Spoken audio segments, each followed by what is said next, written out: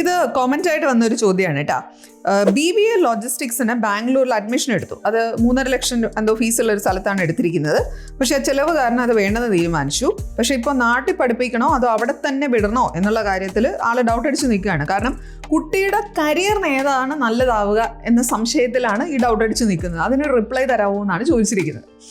BBA പോലൊരു course എന്ന് പറയുന്നത് അതിലൂടെ നമ്മൾ ആർജിക്കുന്ന സ്കില്ലുകൾക്കാണ് പ്രാധാന്യം എന്നുള്ളത് നിങ്ങൾ മനസ്സിലാക്കുക. ഇപ്പം ഏത് കോളേജിൽ നമ്മൾ പോയി പഠിച്ചാലും അവിടെ നമുക്ക് അറ്റൻഡ് ചെയ്യാൻ കിട്ടുന്ന ഓപ്പർച്യൂണിറ്റീസ് ഫോർ വർക്ക്ഷോപ്സ്, സെമിനാർസ്, പിന്നെ അവർക്കുള്ള ഇൻഡസ്ട്രിയൽ കൊളാബറേഷൻസ്, നമുക്ക് പ്രസൻറ്റേഷൻസ് ഒക്കെ ചെയ്യാൻ കിട്ടുന്ന ഓപ്പർച്യൂണിറ്റീസ്, ഇതെല്ലാം തന്നെ നമ്മളുടെ ഓവറോൾ ഗ്രൂമിങ്ങിന് ഭയങ്കര ആവശ്യമുള്ള സാധനങ്ങളാണ്.